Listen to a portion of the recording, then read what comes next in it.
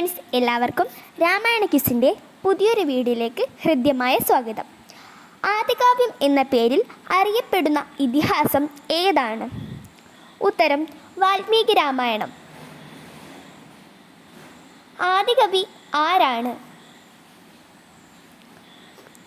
ഉത്തരം വാൽമീകി മഹർഷി. വാൽമീകി രാമായണം രചിച്ചത് ഏത് ഭാഷയിലാണ്? ഉത്തരം സംസ്കൃതം. സാധാരണയായി കർക്കിടക മാസത്തിൽ പാരായണം ചെയ്യുന്ന കൃതി ഏതാണ്? ഉത്തരം അധ്യാത്മരാമായണം കിളിപ്പാട്ട്.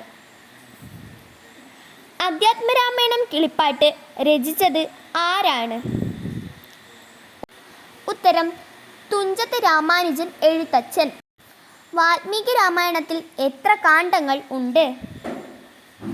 ഉത്തരം 7 കാണ്ഡങ്ങൾ. വാൽമീകിക്ക് രാമായണം ഉപദേശിച്ചത് ആരാണ്? ഉത്തരം ശ്രീ നാരദ മഹർഷി. വാൽമീകി രാമായണത്തിൽ എത്ര ശ്ലോകങ്ങൾ ഉണ്ട്? ഉത്തരം 24,000 ശ്ലോകങ്ങൾ.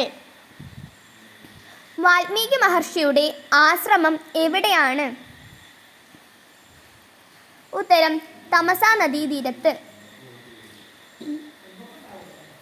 വാൽമീകി മഹർഷിക്ക് മുമ്പ് രാമായണം എഴുതിയത് ആരാണ്? ഉത്തരം ബ്രഹ്മാവ്.